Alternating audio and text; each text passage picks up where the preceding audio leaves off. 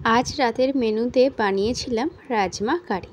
তার জন্য আগে রাজমাগুলো নিয়ে নিয়েছিলাম এবং জল দিয়ে ভিজিয়ে রেখেছিলাম সকাল থেকেই।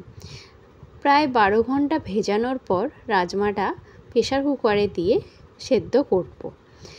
প্রেসার কুকারে রাজমা কড়াইটা দিয়ে তাতে জল দিলাম, তার মধ্যে দিলাম গোটা গরম মশলা।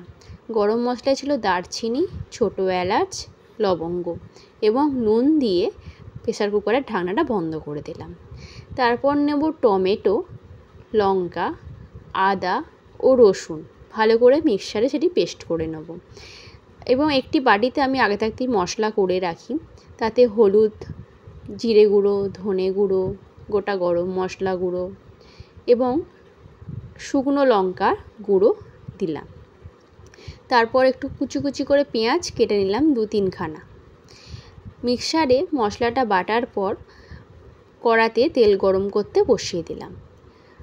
আমি এটা বেশিরভাগ সাদা তেলেই রান্না করা হয়, কিন্তু আমি সাদা তেলটা অতটা পছন্দ করি না বলে আমি সর্ষের তেলেই রান্নাটা করেছিলাম। তাতে ঘি দিলাম তেজপাতা, শুকনো লঙ্কা ও জিরে। তারপর পেঁয়াজটি ভালো করে ভাজতে শুরু করলাম, যাতে পেঁয়াজটা ব্রাউনিশ কালার এসে যায়। এদিকে আমার কড়াইটাও সেদ্ধ হয়ে গেছে।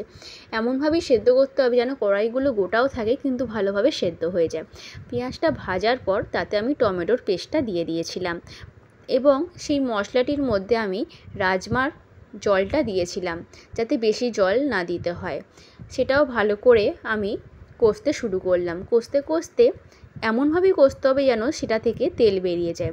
তেল ছেড়ে যাওয়ার পর আমি ওই সেদ্ধ করা রাজমাটা কড়াতে দিয়ে দিলাম এবং তাতে দিলাম একটু পরিমাণ মতো নুন, চিনি এবং কেশরি মেথি।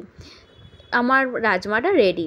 এটা বেশিরভাগ জায়গাতেই রাজমা চাওয়াল বলা হয়, মানে রাজমাটা ভাতের সাথেই বেশিরভাগ জায়গায় খাওয়া হয়, কিন্তু আমরা তো বাঙালি, আমরা এটা রুটি দিয়ে খেতেই বেশি ভালোবাসি এবং আমার এটা রুটি দিয়ে খেতেই বেশি ভালো লেগেছিলো। ভিডিওটি ভালো লাগলে লাইক, কমেন্ট অ্যান্ড সাবস্ক্রাইব করে দেবেন। দেখা হবে পরের ভিডিওতে। সবাইকে অনেক অনেক ধন্যবাদ। এখন আমার মৌসিস ফ্যামিলি 1000 জন সাবস্ক্রাইবার কমপ্লিট হয়েছে।